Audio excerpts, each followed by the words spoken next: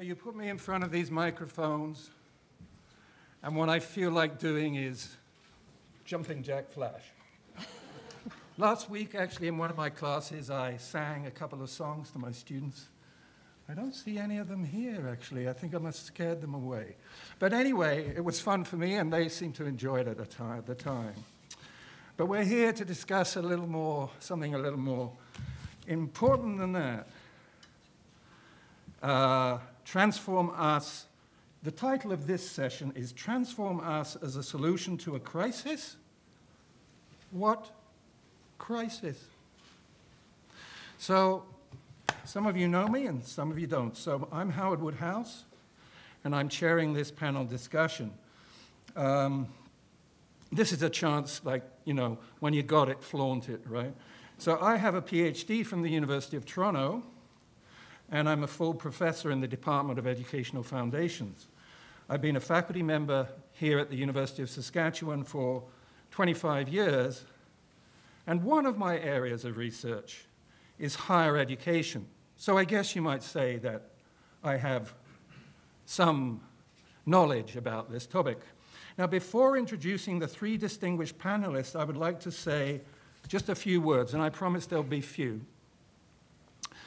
And I just want to say this. The theme of this event is academic freedom in a time of crisis. It is worth, then, reminding ourselves what academic freedom is and why it is worth defending. It's been alluded to by Dr. Tuckman and also others.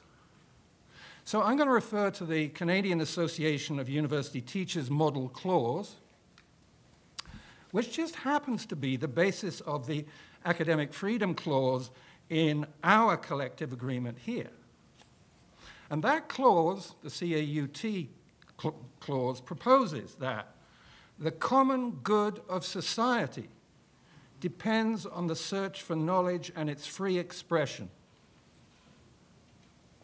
That in universities, free expression applies to teaching, scholarship, and research, regardless of prescribed doctrine. And that far from requiring neutrality, academic freedom makes commitment possible. In order to use this freedom responsibly, the clause concludes, we have a duty, strong word, duty, to base our research and teaching on, and this is a quote, an honest search for knowledge. An honest search for knowledge. So, my second point is, how is academic freedom threatened by TransformUS? Where academic programs are being hollowed out by the senior administration, there is fear spread among faculty and students, preventing them from speaking out freely about the effects of TransformUS. T-us, actually I refer to it as T-us.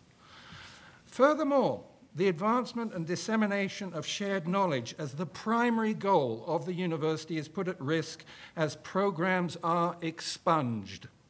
Nice word, that, eh? Expunged. Well, it's not a nice meaning, but it's a nice word.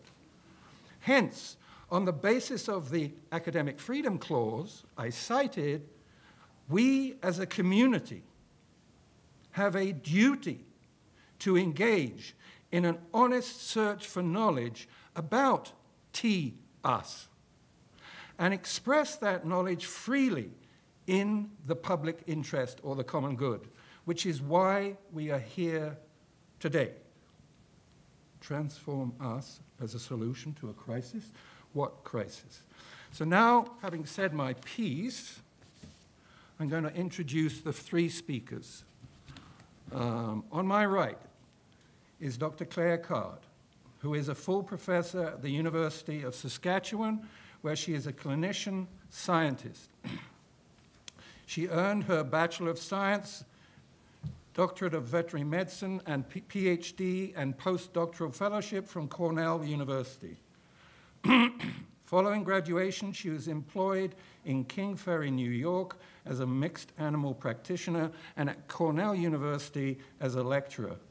She became a veterinary specialist in reproductive medicine and joined the faculty of the Western College of Veterinary Medicine here in 1991.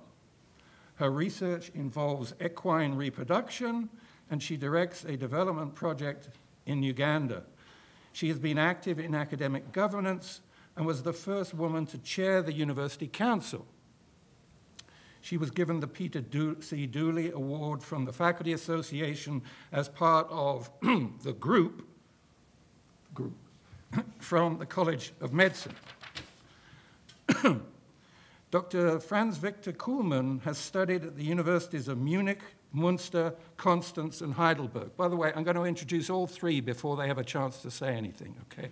Hope that's okay with everyone. When you got the mic, you keep the mic, right? Anyway, Dr. Franz Victor Kuhlmann has studied at the universities of Munich, Munster, Constance, and Heidelberg. He was active in the 1980s and 90s as a member of the German natural scientists peace movement. He received a PhD in 1990 and a habilitation in 1995 from the Department of Mathematics at the University of Heidelberg. He has been at the University of Saskatchewan since 1997, tenured in 2001, became a full professor in 2004 in the Department of Mathematics and Statistics. He has a strong international research record and has organized a number of international conferences. At the U of S, he was a mentor for the student exchange program with Germany, fought for the retention of the German language program, and continues to promote academic excellence in the teeth of what we've been learned about today. And last but not least, that's Franz Victor, by the way. I didn't, right? As though you wouldn't know, right? He's here. And immediately to my left is Isabella Vlahu, who arrived in Canada from Macedonia in the fall of 2010 to pursue a PhD degree in mathematics. She has been an active member of the University of Saskatchewan since her arrival, contributing to the teaching, learning, and academic life of students in the university and the community through, there's a misspelling mistake here, but anyway, through science outreach. In the spring of 2013, Isabella was elected to the position of Vice President Academic of the Graduate Student Association. So, without further ado, no, not quite. I've got to call upon those speakers to speak in the order I read those things out. Each speaker has 8 to 10 minutes, and then after all three speakers, there will be a question period. So, Claire. Starting my watch to keep me on time. Thanks, everybody. For the newcomers to campus here, I just would like to say that if you're not aware, there's been an outbreak of unprecedented proportion on campus related to the addition of the capital letters US to almost everything. So perhaps you remembered the glorious banners brandishing brilliance about the University of Saskatchewan, and the descriptors were kind of perfectly both fun and flirty. Prestigious, courageous, adventurous, ingenious, and ambitious were our friends. And most recently, we have been going through Experience Us and through a process we call TransformUS. But another set of us words comes to mind: ignominious, perspicacious, fallacious, disingenuous, disastrous, and outrageous. And of course, I think what we're really involved here is supposed to be called Educate Us for the students, collectively with the professors, but entrez-vous, transform us. Gay, I read your book most avidly, and I was quite gobsmacked by the content. It was like reading a script from a play, line by line, act by act, with the same plot. Wannabe U is the U of S. I used to give our provost some credit for authentic creativity. In my mind, I actually thought that there was some sort of modicum of provostial intellect applied to the architects of this integrated planning process. Ha! No longer. The entire integrated plan, surveillance, and audit culture are all sorry hand-me-downs. They've been around for a long time, and I used to think they were very clever. But I also have to comment that we sit today here on Treaty 6 land, and it's only through the generosity of the First Nations people that we find ourselves in this location today. But a review of the history of Treaty 6 sadly reveals that the First Nations leaders thought they were agreeing to sharing the land, but this was quickly displaced by the sad realization that the land was instead being expropriated by the Crown for the purpose of exploitation. In Treaty 6, there was an unequal power relationship between the two parties, the Crown and the First Nations peoples, and the outcome was predetermined before the process had started. There was an expectation of shared governance by the First Nations people, but the reality was one of unequal sharing. And I would pose to you that the University of Saskatchewan's program prioritization process called TransformUS, which is being held out to be an example of shared governance, is in fact nothing of the kind. There is no doubt that the faculty did the heavy lifting on the data collection, but also no doubt that they have virtually no say in the outcome of what will be eliminated. The asymmetry of power is likely symptomatic of an asymmetry of power between the government of Saskatchewan and the administration on one side and the faculty and the students on the other. Essentially, the outcomes may be explained by the inappropriate use of that power and ignoring the real public trust. The university here has always aspired to being one that has an honorable place among the best, and has currently signed on to be a member of the U15 universities. There are a set of principles that go along with that obligation, including pursuing excellence, contributing to thought-provoking ideas and solutions in the global arena, stressing the importance of international cooperation and collaboration, and valuing the entire educational continuum, from primary and secondary schools to undergraduate and postgraduate studies.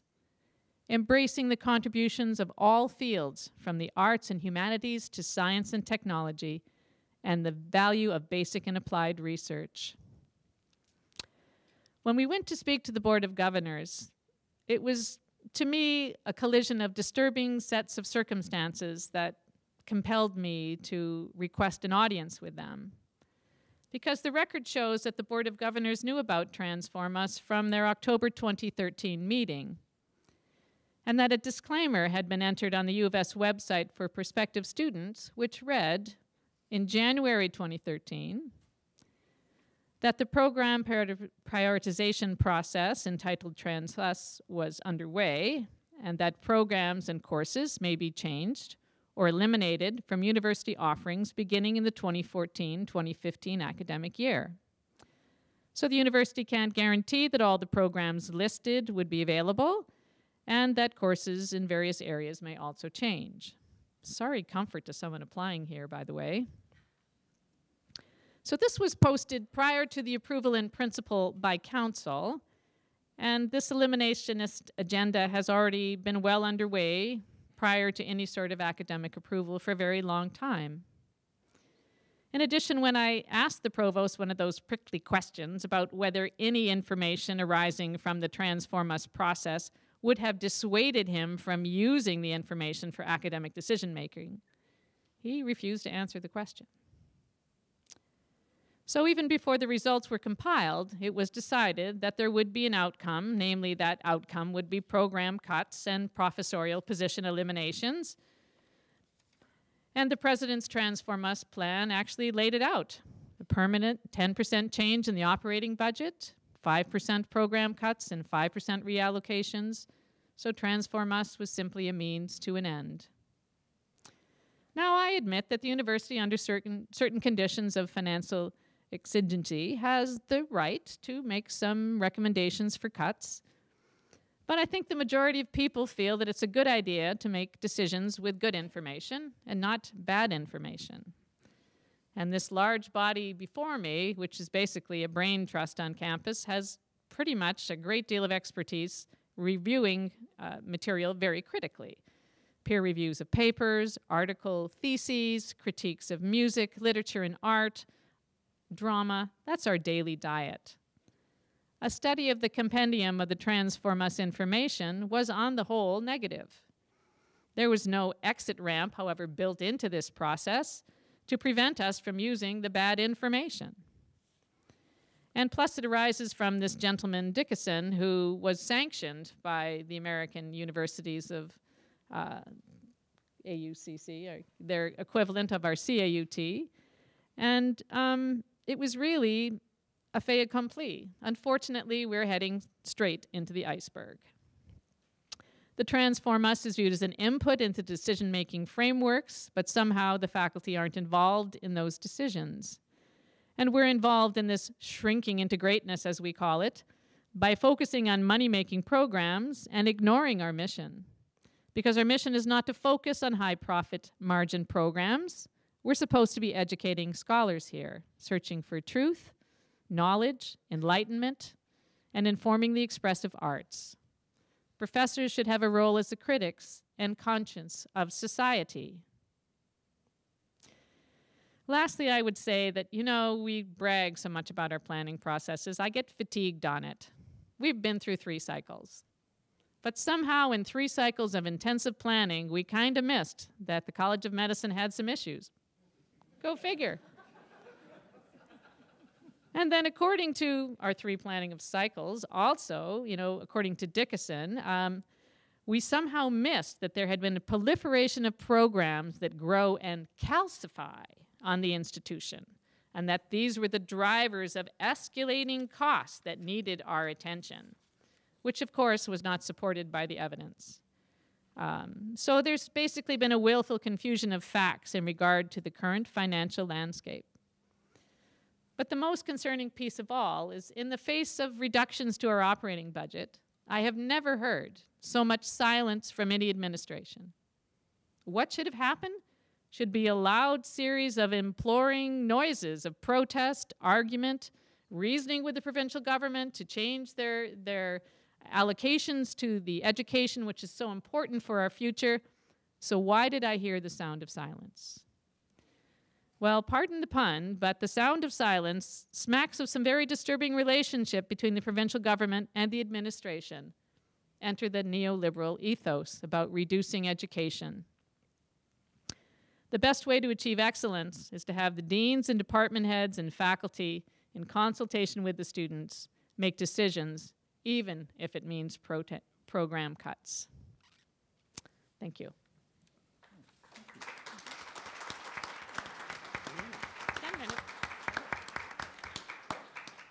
Franz Victor. Thank you. So when I first thought about this talk, I thought, okay, I have to give you a definition of academic freedom. And then I thought, and I was not very successful in it. And finally, I came to the following. I would say that academic freedom is the absence of threats that stifle and suffocate academia. And one of the threats that I perceive I want to outline here. It's actually not only a threat to academia, but to our societies. And that is the trend that I see more and more in recent years, that we have more and more people holding great power, but coming with naive, callow, and immature ideas and beliefs. And they impose them on us, they push them through, they want to change, they impose them on large groups in societies, and when the damage is done, they are gone. We cannot hold them responsible. Mostly we don't have any efficient means of measuring their quality of work. Yeah, and so these means are simply absent. Okay, so when one damage is done in our university, the provost or the president is gone, and we get a new one with new beliefs. and we have to do new things. We have to follow their ideas. I vividly see in front of my eyes this image of a big group of people running this way. Then after 5 years, they run this way, and then they run the third way. Maybe you know the movie that I'm thinking of, Monsieur Hulot. So beliefs and ideas for which there's no scrutiny, or when there is scrutiny, nobody listens, or at least they don't listen. And these new administrators come in, and we had it several times at our university. They say, oh, that was then, this is now. And I'm not interested in the history of, we had a dean coming to our department saying, I'm not interested in the history. Doesn't interest me, okay? So this is not a good administrator. He has to know about the history of the place. Okay, such administrators and politicians, they think they know everything better. They believe they know everything. And that results in that they are taking things out of the hands of the experts. So one thing that they are taking out of the hands of the professors is to measure the success of research. And that can lead to very bad things, because now the administrators, the non-peers, do not know this research, do not know the area. They cannot say anything about it, so what they count is the papers. And here we have bibliometry, and that hurts science, because now scientists, in order to perform well in the eyes of the administrators, they write more and more paper with less and less content and publish results over and over. Okay, finally yesterday I sat down and read the academic presentation of our provost, yes, academic address, sorry, academic, yes. One belief, change is necessary. That's the new mantra. Okay, I can see that when I look at the oversized administration in our university. I can see that. Actually, you know what? And he says, okay, change is, disquieting. And in my language, I would say, oh, he seems to be a revoluzer. He likes revolutions, yeah, especially when he can guide them, do them himself. But if the revolution turns against him and brushes away all the administrators, what would you think then? Anyway, but who determines what change? That's the message, right? Is it the experts, or is it, for instance, our provost with his ideas that he outlined in the address? One thing he writes is, change will be especially unsettling because it will never be clear in advance that it will succeed. Oh, I'm a mathematician. I ask, give me proof. Politician says, we have to raise taxes. I say, give me proof. Administration says, we have to raise tuition. I say, give me proof. Provost says, we need to do this and that. I say, give me proof that this will succeed, because otherwise, please take your fingers off our large institution. Yeah? It is not your playground to test out your ideas. So we do not need crude beliefs. Another thing that he points out is that the public is looking not just for knowledge, but for impact. What is impact? Well, I guess in his understanding, and in the understanding of some misguided governments and politicians and other administrators, impact of research is turning research into money within a few years. Is that really what the public is, what the society is looking for? No. I know many people who are looking for other things that are very interesting. For instance, results of research in astronomy. And I have a reason to mention that here, yeah, astronomy. Yeah, but also, when Wiles proved Fermat's last theorem, that went through all papers. So people, even if many hate mathematics, still people are fascinated by the big advances in mathematics. So it seems that the public, the society, still sees an impact of our curiosity-driven research. But administrators and politicians and people in big companies now have the arrogance to say, oh, we know what we have to research for, what we have to do. But you know, hundreds of years ago, research was done that had no impact at all at that time. And no, not even the society looked at it. If that research would not have been done, we would not be able these days to send our credit card numbers through the internet. Because that was mathematical research that is now the basis for one of the biggest things that we use almost every day. So how can people have the arrogance to think they know what we have to research now to request immediate impact? Somebody else, a friend from Great Britain, told us, well, what's funded now there? Not foundational research in the health sciences. It's just, okay, how do chemicals work in our body? Because they hope that they have some medicines that they can sell. But there is no money for research into how our body actually works and the foundational research. Nothing. It's only about, okay, what can be good for pharmaceutical companies. Okay, one last example for the wonderful ideas that make me think that actually he who was talking is not anymore an academic. Yeah? How can you say something like that? Oh, what we have to do now, everybody requested, and especially our students, by the way, not true, we have to work in groups. We all have to work in groups. Yeah? And yeah, that's fine. Yeah, if we professors want to work in groups, yes, please support it, but don't impose it on us. We want to do that when it makes sense, and don't impose it on us. And what's more oh, I shouldn't have said that. Sorry. What's more unproven than saying, oh, our secretaries also have to work in groups, so that's why we need shared services now. We have such an experiment right now in the humanities, and it's going totally wrong. Why should secretaries work in groups? I have 2 minutes more.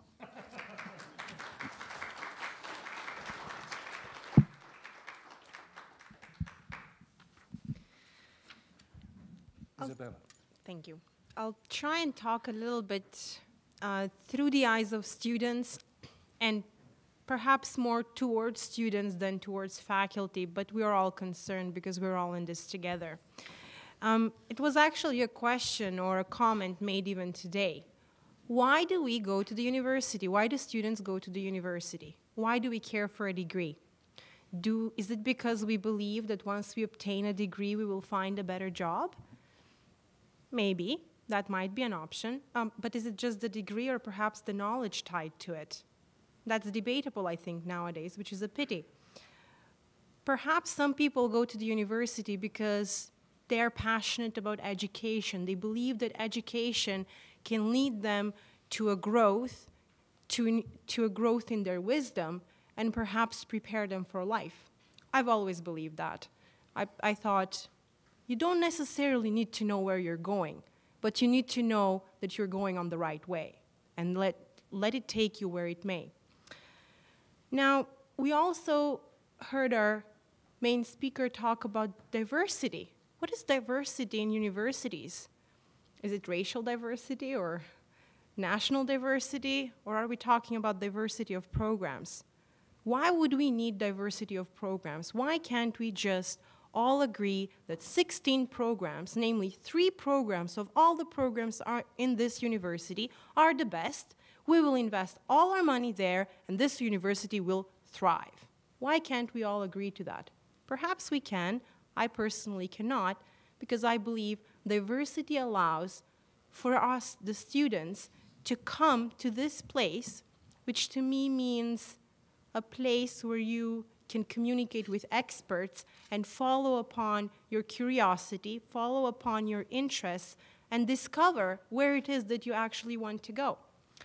I did my undergraduate studies at the American University in Bulgaria. I was lucky enough to go to a university that had liberal arts style, which was very different from universities in my country. There you go basically to a department and you get stuck, and it's practically impossible to change your mind at 18 or 19. We should all know everything at 18. So I went to the university and I thought, okay, what should I study out of all the majors available? I thought computer science is probably the best. My brother was about to graduate in that. Job prospects are good. I think I can do it. Why not? So, okay, I was going to become a computer scientist, and then as part of my general education, those general education courses that are a waste of time, I took math. And I was hooked. I liked it better, even though in high school I thought it's stupid, but don't tell anyone. And actually it wasn't just, I took linear algebra and it just seemed, it's a lot more than I thought math was giving me in high school, just these equations that I didn't know what they mean. There was actually philosophy behind it, and you could explain all these different things.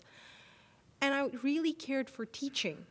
And this professor who was teaching linear algebra said, I think you're really good. Maybe you can teach next year. You can teach your fellow students in terms of tutorial. But I thought, oh, great, I'll get a classroom and I can do whatever I want. And 1 year later, that happened. I volunteered to teach my fellow undergraduate students linear algebra. And that was just amazing because the classroom was filled with students that hated math, but had to do it. I had to learn what I thought I knew. Hey, I took the course, I had an A, I knew it all. Well, not quite. When you teach it, you really, really go and learn. So teaching is not just about telling people, but it's also about learning. Now we see our university, Claire said we are now a part of U15, she told us that. And we are a research-intensive university, so if we actually go and see in a lot of the recommendations of the task forces, and I mean here the academic report, they focus on research programs, not so much on teaching, or it's not really clear. What do we mean by emphasis on research? So in mathematics, I prove this wonderful theorem and no one talks about it anymore. There has to be dissemination of knowledge as well. It accompanies research, it accompanies discovery. But I think us students should come to be able to follow their passion. Now, just a week ago, we heard about the tuition increases, right? Wonderful. And we heard that they have nothing to do with TransformUS. So as part of my role in Vice President Academic at the GSA, every month the executives go to a breakfast meeting with the president and several executives. So I asked, okay, now with these tuition increases, we heard what they are not a result of. What are they a result of, if I may understand? Well, they're supposed to improve the quality. And also, we are cheaper than other places, so we shouldn't be last. I said, I would love to be last in that. That would be wonderful. So it's going to improve the student experience. It's going to improve the quality. Okay. I said, so was that increase incorporated in the projections of the budget? And after a quite large circular discussion, finally, I got them to tell me, yes, it was. The tuition increase was accounted for, 4-point-some%, and it's accounted for every year. Now, correct me if I'm wrong, I think the budget was projected until 2016, so my fellow students will get another increase next year, and the year after. And we will get an improved quality of education, even though half of our programs will likely be gone.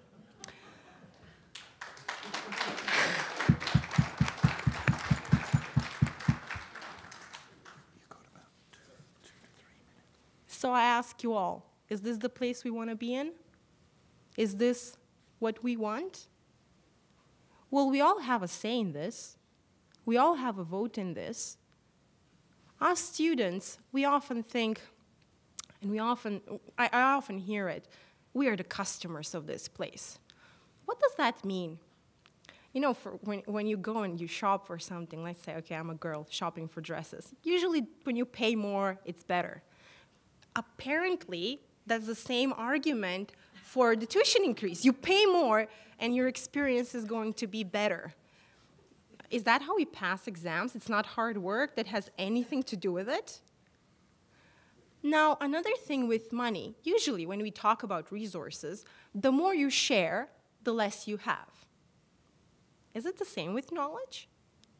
Or is it the more you share, the more you collectively have? When we streamline and kill half of our programs to reinvest in just 3%, in just 16 programs that already take 20% of our budget, so a fifth of the pie going to 3%, is that going to improve the quality of education and the student experience? You tell me, and what are we going to do about it? I certainly am not happy to see this continue with this university. I love the idea of a university. I really, really believe in education, and I believe that this is the place to move our society and the vision of our society, and we should all speak up. Thank you.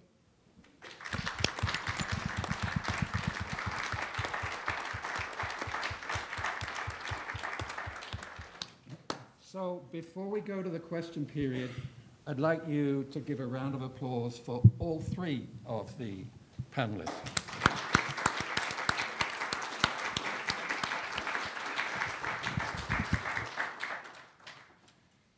Now, as was pointed out, there are microphones for those who wish to ask questions. And I just point out one other thing, and that is, in your program, you may or may not have noticed that there's an academic manifesto. It doesn't begin with "a spectre is haunting the halls of academe." I wish that it did, but maybe it should have done. But there is an academic manifesto. And you can, if maybe you have suggestions for this academic manifesto, you can include them in your remarks because someone is taking notes about those. Or if you prefer, you could come and talk to us later about any suggestions you have, if you have for those. So, without further ado, if anyone has a question or two, would you like to go to the mic?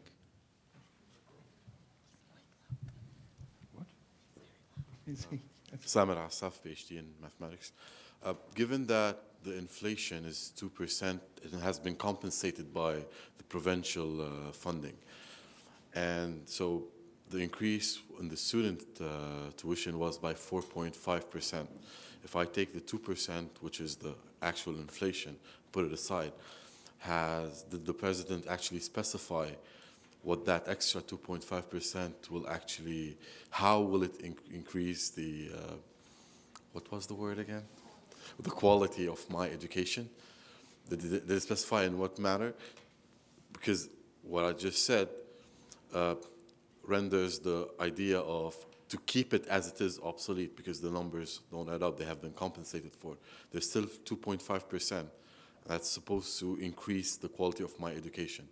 Did she specify how? I think also your student experience was included. Maybe a better gym or something. I don't know. I don't know. Gwen Amos.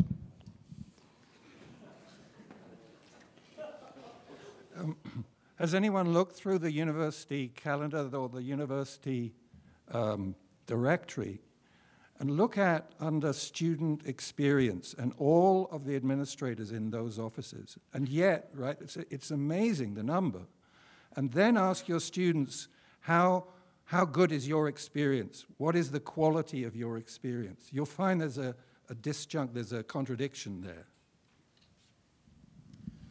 I can talk of the experience of the incoming exchange students from other countries. They have to run across campus in their first days from office to office because we have so many administrators dealing with them, improving their quality.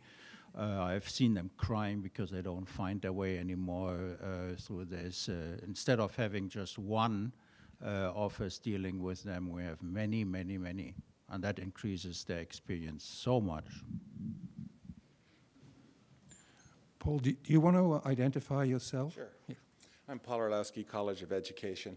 Thank you for all the speakers, including the initial one at 2 o'clock. Just wondering here about, we have a semi-filled room, half-filled room here.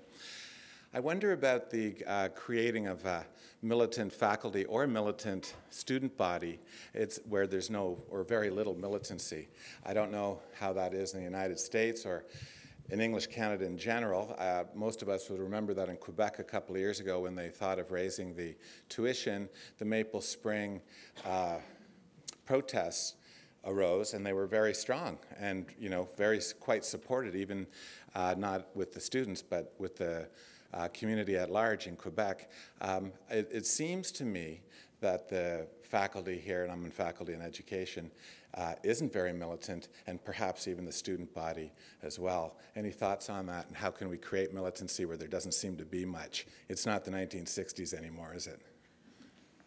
Could I just add a very closely related question? Like, how would, I'm perplexed by the attitude of the faculty at the university. Would you characterize it as fear or resignation or apathy or other? I think the majority of faculty I talk to express fear.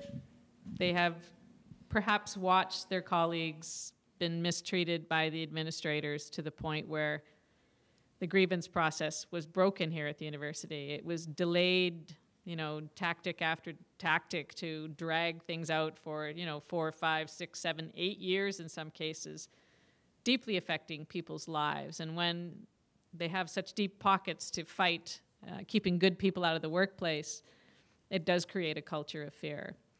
The students, they are a real resource. The more students ask the professors to mobilize, I think the more empowered the professors feel. And simply not showing up for work all of a sudden because of some mysterious flu might help as well. But I really feel that Gabe touched on it in her book, where she said that a lot of us are engaged in sort of a tableau of our own thing, like we're involved in competing with our other colleagues around Canada, within, you know, international context. We get so consumed with our own thing that we are not concerned about governance. It has to take some kind of a shock, I hope this is one of them, before people pay attention. So the leaders they select, the committees that they construct, all of that, we need to pay attention, and we need to encourage everyone to really pay attention. But the students really have a lot of power, and they have been exercising it. We just have to encourage them to do more. So since very shortly there is a new Facebook group called TransformUS. It has this sign here. That's their weapon. And yeah, and today we, in the news chief, we have a big report about it, and also about the 2 open letters. By the way, we have the 2 open letters to the president outside. You can sign them. There are 2 separate lists for signatures. The second open letter addresses especially the concerns of our students, and that was for this group apparently the moment to form a Facebook group, and they went around today with a bake sale to raise funds to support our poor university. So the proceeds of this bake sale they will hand over to the president at some point. That will be determined.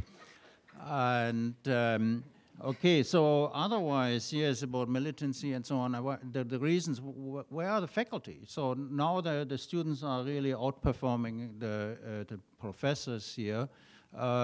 We heard a lot of complaints from faculty, but these people do not sign the letters. Why? We hear all sorts of excuses. Oh, I'm on sabbatical. But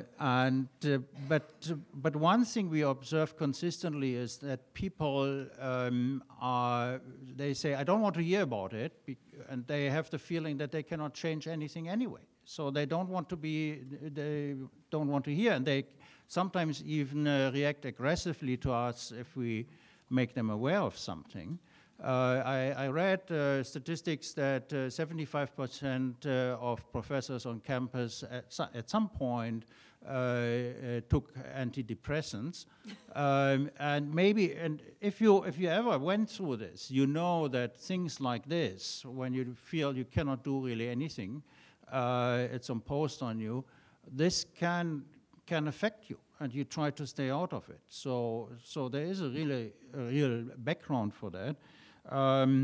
Still, our hope is that people will wake up, and the more people have signed the letter, the more people will be willing to sign the letter. But yes, this is not anymore the 1960s. I'd like to make one comment on, well, I'm still answering. So on getting students involved and getting faculty involved. Everybody is important, but I want to talk just for a minute about the graduate students. We all work under supervisors, and I know many of us do not get involved because they don't know what their faculty think of that, what their supervisors think of that. So what I'm asking is, talk with your graduate students. Don't expect that this information will somehow magically go around. It doesn't. Actually, you're closer to students, faculty, than students are. Now, students are active. Here is the paper. They are active. Support them, and let's see where this goes. I don't think we need to be depressed. Let's be energized. Why not? I mean, why not? Thank you. Would you like to identify yourself? Sure. I'm Rahul Osman from the School of Public Health. I'm a PhD student there. Okay, so I have a general question. We've discussed what students want from their experience here. We have talked about quality of education, quality of student experience. But does the administration define these terms? If what's justifying this hike in tuition is to increase the student experience, how are you measuring quality? What do you know, I mean, what are you working towards to justify that hike? Have they discussed this? Or what are, what do you think would be a good thing to, I guess, to enhance the student experience? So the answers that I have not asked this question, but we all received the emails, and they're quite vague. But Howard mentioned something nice. Let's look at the list of student services and what all that means. But ultimately, why are we waiting for administration to define what our experience should be? Why don't we say it? I mean, we are seeing more and more identification of the university this, the university that, when we in fact mean administration. We need to stop that. This is our university. The core of it are students and faculty, because the mission is carried out by these two main bodies. And then, if we don't know what our experience should be, why should we expect administration to know, or anyone else for that matter? We should speak out. We should say, this is what we want, the rest is a waste, because it most likely is. Well, this is a random comment to your comment, I guess, is if we're criticizing what they're doing, then we need to have an idea of what they're doing wrong. Meaning, now they got all their data. They are supposedly basing their decisions on the data, right? But if they didn't have the right measurements, the data doesn't mean anything. But they know that. They're accepting that's not really important to them. We can show you mathematically that the assumptions, according to this gentleman Dickinson, who authored the process, could not remotely be met. We don't show that the university had a proliferation of programs that calcified on the institution and cost money. We actually proved the theorem in the opposite way. It's our top quintile programs, the very top, the ones that cost us the most money. So it wasn't the bottom feeders that proliferated to the point where we overextended ourselves and ran the university down the drain. Oh no. Those 98 programs at the bottom that might be small and elite and might be excellent just aren't on our to-do list. All right. We showed the opposite, and they don't care. Believe me. What's going to happen is going to happen, and this was just a way to justify it. They do not care about excellence. They care about money. Thank you. I sit on 4 committees of council as a graduate student representative. On not a single one of them, when the discussion came up for TransformUS, did the committee feel that this is not a flawed process. So we are moving forward under the notion that this is a flawed process. And question is, are all of you going to let that happen? It's enough about council representatives. It's enough of even GSA representatives or committee representatives. It's about all of us. Right. Ed, please identify yourself. Right. I'm Ed Tim Chawton, an MT professor of mathematics. I've been looking at numbers, and it seems to me that the tuition at the University of Saskatchewan just about covers all of the faculty costs. So this is what, a little bit over 25% of the university's budget. Where is the other money going? Can we identify? None of this tuition is going to go for teaching or for anything really to do with the vast number of students on the campus. You have the elite programs, the Blessed 16, and how many of them actually involve students, undergraduate students in particular? There's maybe English, the honors program, and psychology, but those numbers are not huge. You have synchrotron, but I think somebody who has difficulty with Math 110 probably isn't going to be pulling down a big salary working on synchrotron research. We have identified Aboriginal studies as a signature area of this university. We have just opened a few years ago at First Nations University, and that university is struggling for students. It's had a lot of difficulties. Ed, sorry. Are we trying to kill it? Do you have a question? Because there's four other people that... Okay. Yeah. Yes. Forgive me. So I guess my question is, can we somehow put out to the public the questions of where the money is actually going? Because they're going to cut costs on programs. Where is that extra money going to go? How is it going to benefit the province? I'm not sure, but I know they raised parking as well. So I really think that it's easy to explain it if actually we had real accounting practices that would say how much we're actually paying on our debt. There's a huge proliferation of buildings on campus. You could go down all of the projects. We know that the provincial government passed back the debt for health sciences to us, to the university. We just built residences. We have the Gordon Oaks Red Bear Center on the go. We have a children's hospital on the go. I don't think we paid the mortgage off on the synchrotron, and we're expanding that. So I think the money, there's a big sucking sound based on the fact that we are overextended and over-leveraged, but we can't get that out of what's given to us. I'm sorry that I interrupted you, Ed. There are 4 speakers left. I wonder if you could keep your questions or your remark fairly short. Thank you. Hi, my name is Soma. I think I'm in a minority here, seeing as I'm a first-year undergrad arts and science student. I saw free cheese on the poster. Unfortunately, it's at 4:30. Okay, so here I am. So I'm new to this whole university thing, and I'm wondering if any of you see an example of other universities in Canada, presumably universities are constantly trying to reinvent themselves, of an institution doing it right and something that we could follow as a process? Or do you think this increase in tuition, decrease in liberal arts funding is just part of a widespread, nefarious, insidious trend?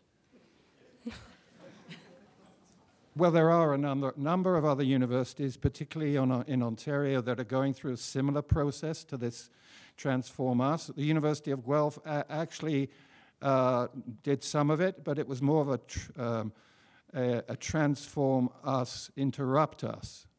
You know, they didn't go through with the whole thing, although the implications of it are not good. So this kind of process is going on across Canada. It's going on, as was pointed out by Dr. Tuchman, in the States, and it's actually going on globally, unfortunately. This is a global movement that we have to we have to resist if we're not going to give up on what is the university. The university is being transformed into something quite different, namely, well, a nightmare. Perhaps we can be the first. Why not? I think there are good examples, but it's easier for us to find the bad. I'm a conspiracy theorist, so I believe in the neoliberal agenda percolating down. We'll say that it starts in the Prime Minister's office and is connected globally, but places like UBC, there's some places that are less corporatist than others, and we're just, under the current government heading in that direction. But U of T and Guelph, and they've all gone down this kind of pathway, the bad way. Can I just, as you said this, add one thing that the provost writes in his address is, we all have to understand that there's less money as we're struggling with higher costs of health care and so on, so we cannot expect so much money for education, right? Is that really the reason? I have the feeling that it's not the healthcare, but it's all the tanks and the stealth bombers and the tech drones. Yes. Hi, I'm Patricia Farnese, recently tenured in the College of Law, so if the administration thought I was a pain in the ass before, just watch out. I have tenure now. But my comment, it's more of a comment because I'm involved in this. I certainly am deeply committed to academic freedom, but I see my role on campus as a privileged position. We're in the most privileged position, well, except the administration, I suppose, on campus. And what's happened to our unionized colleagues in the other units is disgusting. And I think because we're in this privileged position, we have a moral responsibility to stand up and say no. I'm upset with the sort of my colleagues across campus, some within my own unit, who aren't protesting the tuition increases because the students certainly don't have the strong voice. I think we need to sell this militantism that people are talking about. Maybe militantism is not, or how do you say that word, not really what we want to say, but it's actually a moral obligation. We're the privileged people here. It's our job to stand up and say, this is not acceptable.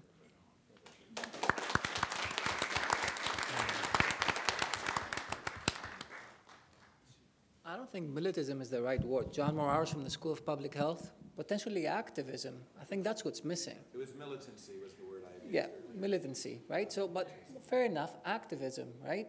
When I look in this room, quite frankly, I'm disappointed. And I know that a colleague said semi-full, trying to give it a positive spin. But to me, this is disheartening.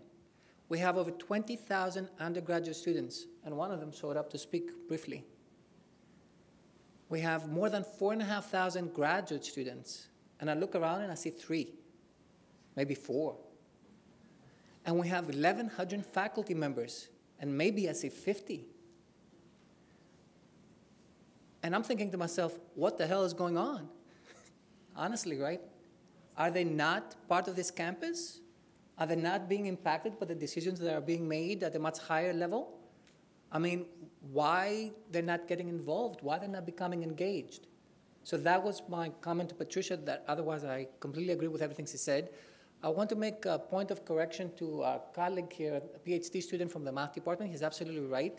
But I only want to point out that he didn't take into account the 4.5% increase that he's mentioning. That's actually not the entire story, because I don't think it addresses our foreign students who are now paying 1.5 tuition. So therefore, the quality of educational experience has improved to 6.25 for them.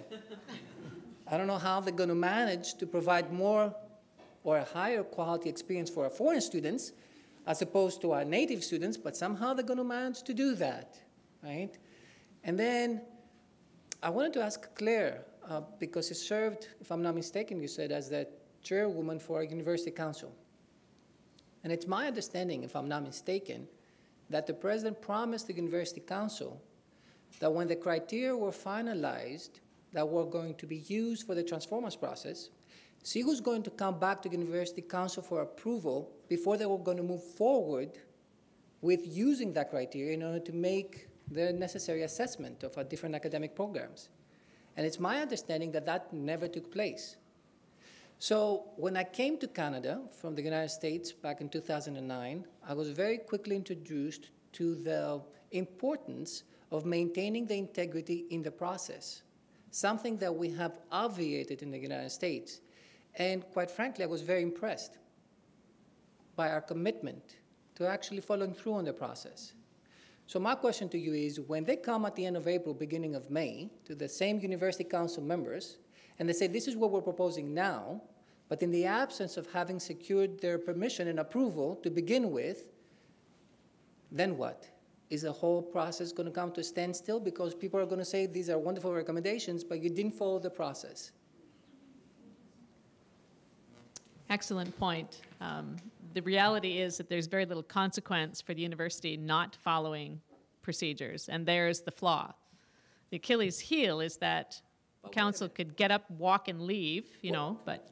Well, do we have two different standards? So faculty, students are supposed to follow the process, and if not, there are repercussions.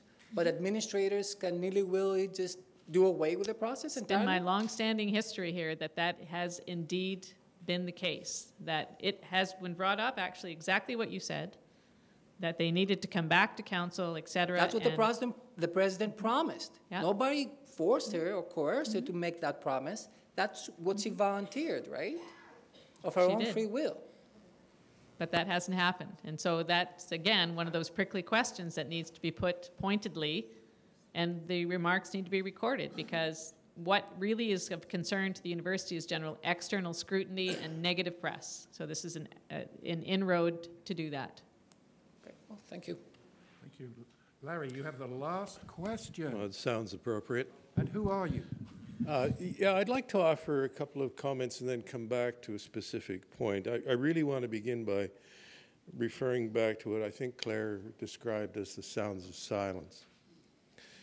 I think this, frankly, I find this extremely disturbing, and because it leads to something. When our colleagues in CUPE, in some considerable numbers, were shown the door, I didn't hear much complaining, really, immediately from the faculty. I happen to have had a personal experience with that, which was extremely unpleasant. But, and I think, however, that was the beginning of something. Well, perhaps not the beginning, but it was a step in what I'm going to describe as intimidation.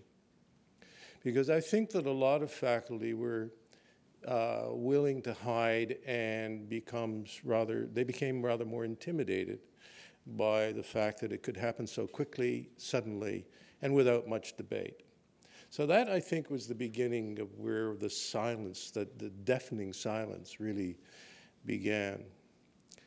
Now we've reached a point where suddenly some people are waking up that not only will programs be cut and therefore the integrity of the institution be compromised, but also the integrity of the scholarly process here will be severely compromised. That means that it's our job now. The faculty must begin to stand up and say something about this, finally, this is great, this is a beginning. But it affects one fundamental issue, which this is about, presumably, but we kind of moved away from it, and that is academic freedom, which applies to students as much as to faculty. One of the things that, and Claire alluded to the grievance process, and I just happen to have had a role in the last couple of years of defending people's interests, and I'm not going to speak about specific instances. But I can tell you this, that academic freedom on this campus is under attack.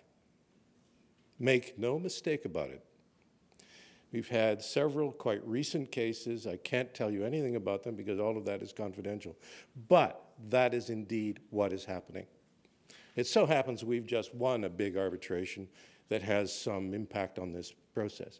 But if the faculty are so intimidated by this TransformUS or whatever sham that you won't stand up and speak about things like that, you can forget about the academic freedom because you won't have any longer.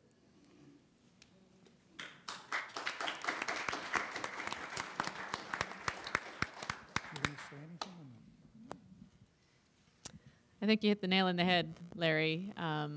It's not just silence from the admin, it's silence from all of us. And there's lots of examples of, I thought it wasn't going to be me out there, but I was very pleased on the announcement to see the solidarity from the so many groups on this event who signed on to offer support to us. And there would have been years in the past when other groups would have been very hesitant to add their logo to our poster for academic freedom, but they're there this time, and I think we deserve to stand in solidarity with them as we hope they will stand for us.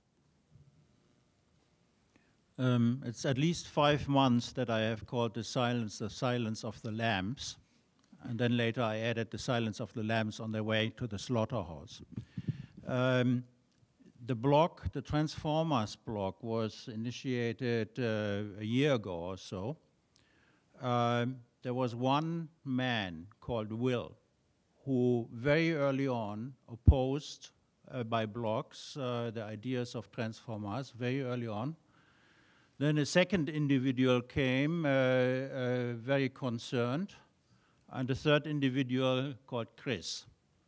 That was about it a year ago. You may have a guess from which department these individuals came. I wonder why not. A year ago, when things became clear how this would go, nobody else spoke up. Will is now very depressed and has left our cause, and I can understand him very well. So this is very sad to see.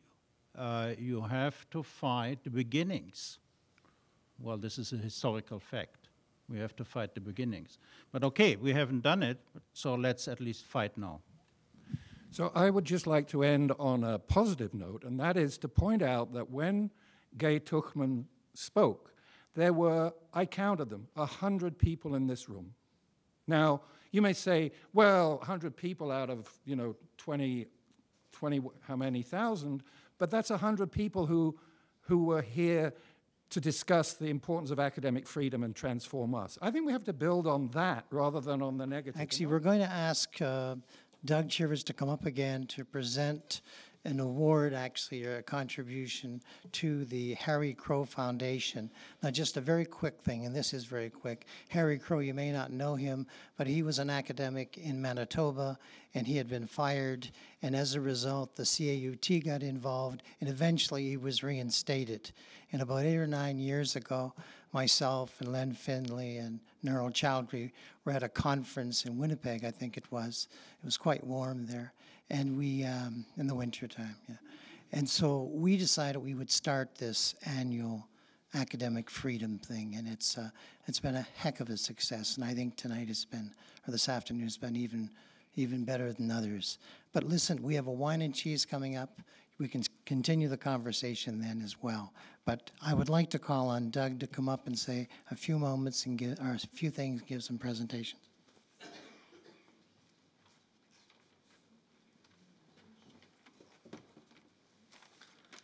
Thanks, Richard.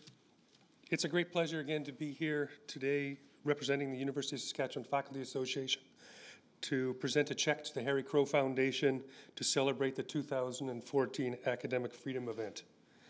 Academic freedom is something that we talk about as professors quite a bit. It's something that many of us hold dear to our heart, but I can tell you as chair of the Faculty Association for the last 6 years, it's something that many of you do not understand. I didn't understand academic freedom until I started to think quite a bit about it and start to read about what academic freedom is. Academic freedom to some people, in some people's minds, seems to be associated with tenure. Okay, it's not about tenure. It's not about having a permanent job. Academic freedom, and make sure you understand this, academic freedom is not the right to act like an ass. That is what happens in some cases, and it is not what it is about. Academic freedom is about freedom of expression in your teaching and research. It's about freedom to exercise your rights as citizens, and it is more important than ever on this campus right now. We've heard it. It is the freedom to criticize the administration or the Faculty Association about anything without any concept of censorship or discipline. That's what it's about. That's what it needs to be about on this campus right now. People need to understand they have academic freedom. An assistant professor, when they start at this university, the day they sign their letter, they have academic freedom. It's got nothing to do with tenure. They're here and they can speak out, and they have full protection in terms of our collective agreement to protect their academic freedom. If you take and read about the Harry Crow Foundation, you go onto the Harry Crow Foundation webpage, it talks about injustice. Harry Crow knew about injustice probably more than most people can ever fathom in their life. And there's a quote on there, and I want to tell you this quote, because this was an impressive quote to me. It says, "Injustice to one professor is injustice to all, and proper defense in one instance increases security to all." That's a powerful statement, and I want everybody to really think about what that means. Okay? Injustice to one professor is injustice to all, and proper defense in one instance increases security to all. It's within that spirit that the USFA is proud to make a donation to the Harry Crow Foundation in the amount of, sorry, I don't have $75,000, but I have a $1,000 check for the Harry Crow Foundation.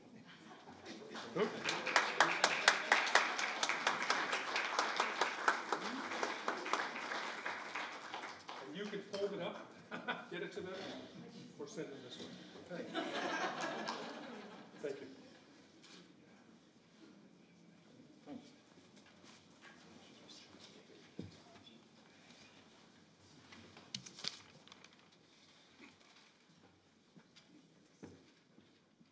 At this point, other than thanking Doug for that very informative series of comments, I'd like to call on Dr. Len Finley to present the Academic Freedom Award to this year's recipient.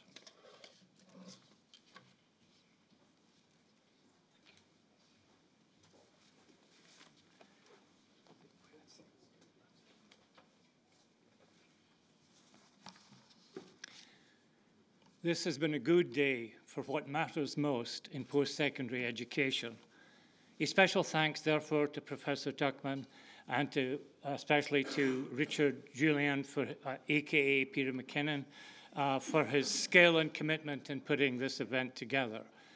A shout out too to the students who are doing the bake sale today to help slay the university deficit, or really slay the illusion of such a deficit. The dough is not rising.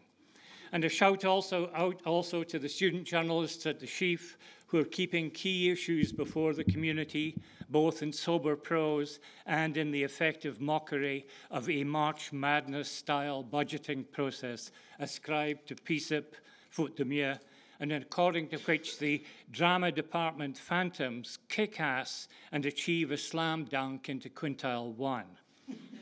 There is a place for mockery in this universe. It's a good day in Regina, too. Jim Turk, Executive Director of CAUT, is there to debate academic freedom with a leading light from our university. Past President Peter McKinnon was invited to debate but was not available and is probably still recovering from the drubbing he got from Jim Turk, Bob McNeil, and Gary Rhodes in Kitchener-Waterloo in 2012. Our past Provost, Michael Atkinson, is subbing for PMAC today, and will no doubt be extolling the virtues of the AUCC dilution of academic freedom, the conflation of collegiality with congeniality, and the return of an academic court culture to our campus, in which one secures advancement by seeking the ear of the prince or the ear of the princess. And as the only begetter of integrated planning and the coerced collegium, I hope Dr. Atkinson gets a drubbing from Jim Turk too. As we all know, and as your presence here attests, the challenges to academic freedom in Canada are many and severe. One might point, for example, to the phenomenon of hollow autonomy, according to which our institutions are internally authoritarian and externally abject, notionally sovereign and actually for sale. Or one might point to co-opted governance structures, wherein boards of governors are stacked with neoliberal business types, and faculty councils and senates are stacked with administrative team players. Or one might reflect on how university and college presidents have tried to reduce academic freedom to disciplinary speech and aligned inquiry, doing so by covert abuse of resource allocation and an open instrumentalization of the academy. It takes effort fully to understand such challenges and courage to be critical of them. Happily, there are still role models to be found as we try to resist the replacement of a liberal arts tradition by a neoliberal arts one, intent on reducing students to consumers light and large parts of the professoriate to an academic precariat, all the while growing management to even greater levels of bloat, demanding lean.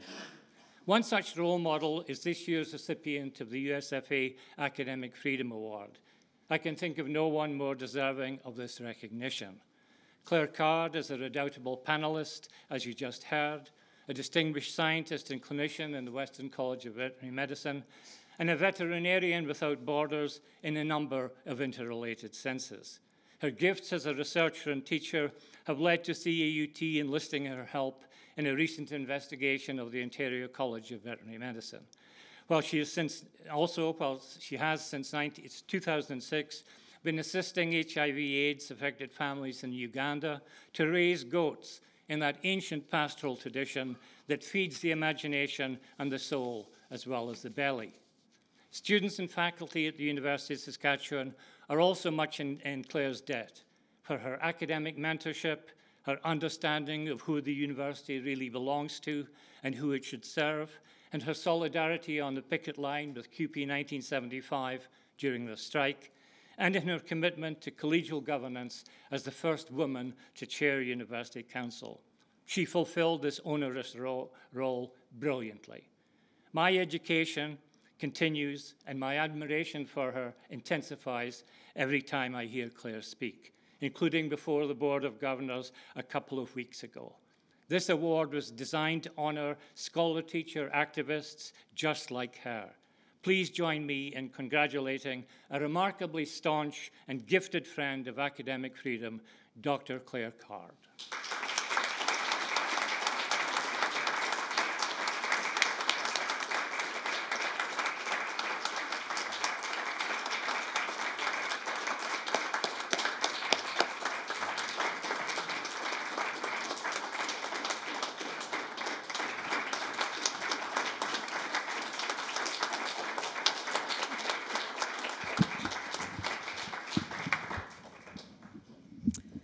Len is such a hard act to follow. I am a professor of veterinary medicine, and I often describe myself as a sex trade worker for animals because I feel very outclassed by my very eloquent colleagues. And standing in the footsteps of the lions of academic freedom here, it's a very difficult shadow to inhabit. I just have a few words I'd like to say about the remaking of the university. And Gay's book, I think, encapsulates a lot of the ideas that are important in today's society. Some of my students were here earlier. I'm disappointed they had to leave, but we often cover history topics in veterinary medicine in a class that I'm teaching because I feel it's very important for them to be aware about world events. And in history, we talk a little bit about Christopher Columbus and his own writings that clearly indicate that he was a genocidaire. And we talk about the Germans and their colonial influence in Namibia and how they perpetrated genocide against the Nama and Herero people, and how they honed their skills in forced labor concentration camps for the final solution that they used to exterminate the Jews. And rather than actually bringing Christianity, commerce, and civilization to the world, the colonists brought oppression, exploitation, and slavery. The students forget that the victors write the history books, and most of them are shocked to hear what I have to say. But without the academics to remind them, the past becomes a vanilla-flavored, redacted spin, written to the glory of the empire, the state, or the government, which by all measures does not resemble the truth. Students are surprised to hear that the trade union movement, that through sacrifice and violent repression at the cost of many lives, is what is responsible for the 8-hour workday, the 5-day work week, occupational health and safety protections, and the minimum wage. It's the union movement today, shown through our many supporters of this event, that allows us the freedom to criticize our employer through our collective agreement. Many students, perhaps the majority, are not aware of the great importance of academic freedom and that it allows the professor to choose what they wish to study, even when it is controversial, when it is embarrassing, or when it is politically sensitive. It is one of the protected realms governed by conscious thought and the freedom to exert our personal choice. In fact, people desire to have individuals to be the critics and conscious of society, and indeed it is our role. But the counterbalance to the recognition by the students of the importance of learning about history, even in veterinary medicine, is the administrative view that the humanities and the arts are superfluous and should be fast-tracked into becoming endangered species, alongside the professor who teaches critical thinking and the librarian who helps preserve and find knowledge. It's a form of academic Darwinism, not driven by genetic code or a failure to adopt or to be resilient, but rather a failure to be profitable. We are the enemy of the neoliberal apocalypse, the neoliberal land of privilege and power ruled by money, rather than the academic land ruled by humility and the search for truth. Currently, our money trail leads directly to the Prime Minister's office. And what would that future neoliberal world look like? In their arrogance, many administrators state that the only way to reach efficiency in the workforce is to achieve godlike powers to hire and fire at will. No tenure, no job protections. Clearly, they feel there is a need for a pathway to throw dissenters and agitators overboard. Only a certain type will be retained, the loyal ones, the obedient ones, homogenizing thought and focusing only on one aspect. Money will become the ultimate goal. The search for truth, enlightenment, artistic acclaim are so yesterday. Or are they? On the surface, the money buys the power, but it fuels corruption. And in most circumstances, over the long run, knowledge triumphs. Knowledge brings forth a different kind of power. And as long as we are free to speak truth to power, the academy and the students are the ones who hold it. It is my job to entreat you to take governance decisions seriously. The consequences are serious. Consider carefully who you choose to represent you. Make wise choices. Speak up. Consider serving and encouraging others to serve. Educate others on the issues. And vote with your wallet. Vote, period.